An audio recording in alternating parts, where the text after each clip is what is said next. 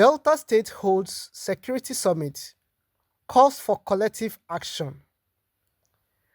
Governor Sheriff Oborowori and stakeholders at the Delta State Security Summit have called for stronger collaboration among governments, security agencies, traditional rulers, community leaders, and residents to tackle insecurity across the state.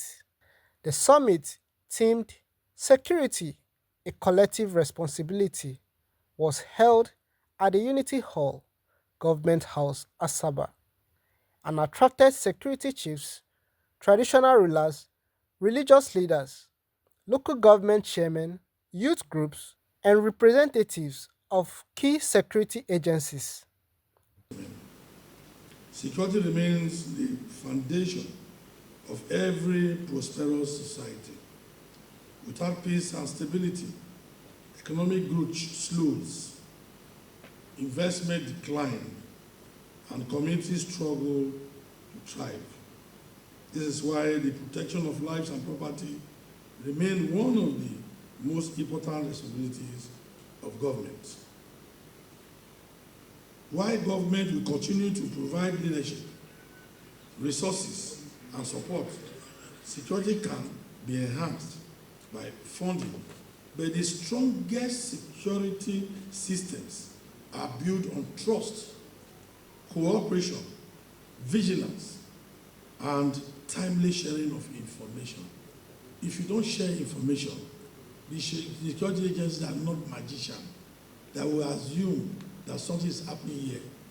They always operate on information. Criminals often exploit gaps in communication, trust, and cooperation. When community remains silent, when information is not shared, when stakeholders operate in isolation, or when citizens become different and criminally connive, insecurity finds room to grow. Participants stressed that security is not the responsibility of government alone, urging citizens to support security operatives with timely and credible information while avoiding the spread of false information. For you to achieve absolute security, three institutions must merge and they must work together, and any failure of these three institutions to actually come together would cause total collapse of security. Now I'm talking about the government, the people, and the security agencies. Security is not merely the absence of crime. It also includes public confidence, social stability, freedom from fear, protection of rights, and the ability of citizens to pursue legitimate activities without intimidation. The transition from spectators to stakeholders is therefore not merely desirable, it is essential. Communities that actively participate in intelligence gathering, early warning, conflict prevention, and lawful response mechanisms become powerful partners in the security architecture.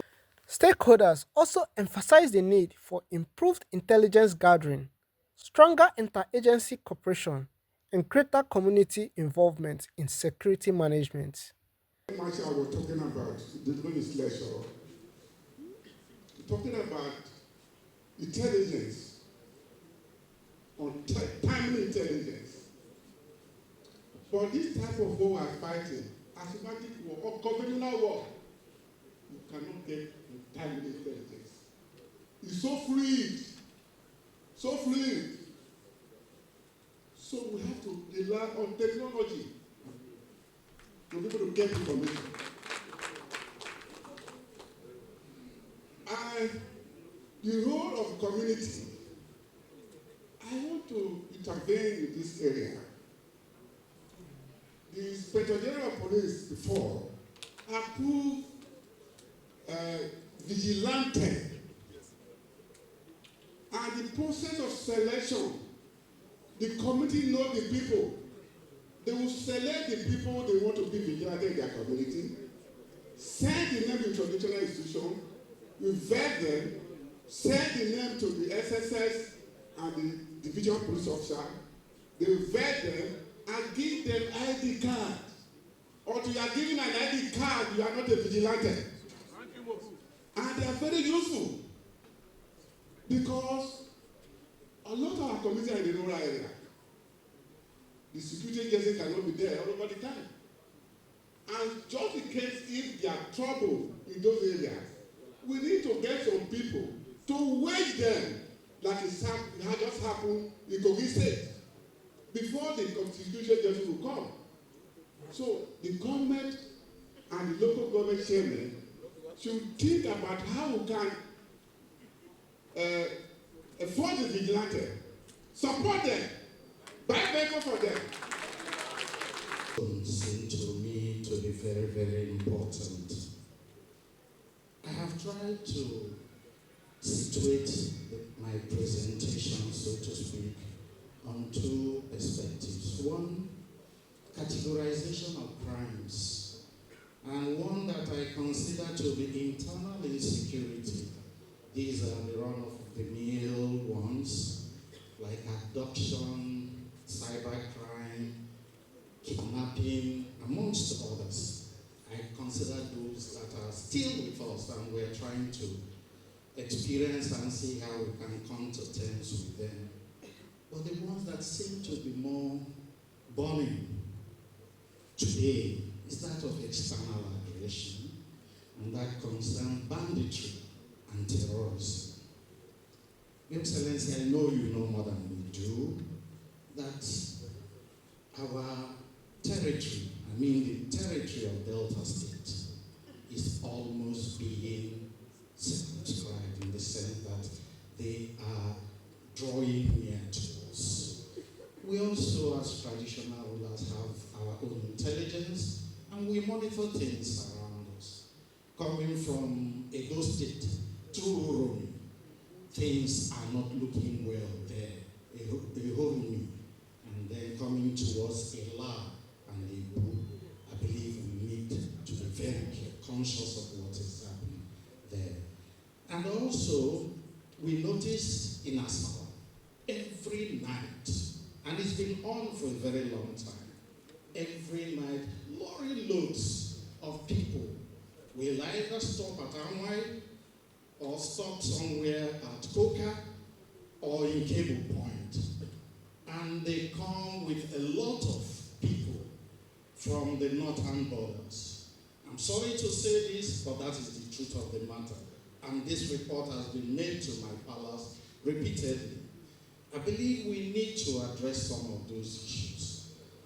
Once upon a time, I imagined that perhaps there is need for us to profile people. But it does appear that the best group of people to profile people, if at all, should not be the government, should not also be the traditional institutions. The people to do so are the head of the communities. We've invited the Sarki, Hausa and Asaba, and then asked, please try and profile the people that come in every night, in lorry loads as the case may be. So I believe it is important, because these are the people that will overwhelm us when we least expect it. So that is important. Going further, my submission as follows: possible measures. One, community vigilante. I believe that has been underscored seriously, and we cannot run away from it. The other one that the Commissioner of Police underscored is that of community policing. We also consider that very, very important, especially at this point in time. The federal government is thinking seriously of state policing. I believe it becomes imperative that we must embrace community policing to a very large extent. Consequently, in Asaba, we set up a community police / community relationship committee, which certainly is within the office of the Commissioner of Police, and they meet regularly to exchange ideas as the case may be. Thirdly, Your Excellency, the use of technology. The link between this vigilante and the police is not effective. It's not effective because even the police are also complaining of poor equipment, difficult to give support to the vigilante whenever they call for help. And it's discouraging, Your Excellency.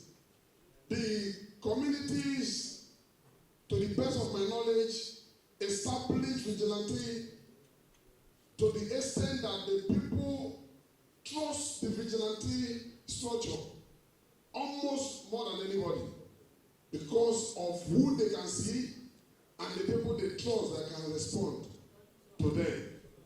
The vigilante is handicapped because I know I was at a police station in Enugu a few days ago over a case of vandalism or call it theft. And the first complaint I got from the DPO, we will not get motor. That is already a defeat. Don't forget, as we are having this summit, the eyes of the criminals are everywhere, taking note of the weakness that we are promoting, yet no solution. And this time they know that there is a gap somewhere, but yet to be covered. They strike. I will advocate a strong link to be effective between the police especially and the local security, to the extent that when His Excellency delivers vehicle to the headquarters of the police, we don't change, we don't just distribute within department. We should remember to send these vehicles to where the operation is needed at the community level. Because that is where they need the vehicles. So we don't just give vehicle to CP or give vehicle to IG and they will say that vehicle has been donated by governor. Who will use the car? They further highlighted the role of families, religious institutions, and traditional leaders in addressing social vices, including drug abuse, which contribute to criminal activities among youths.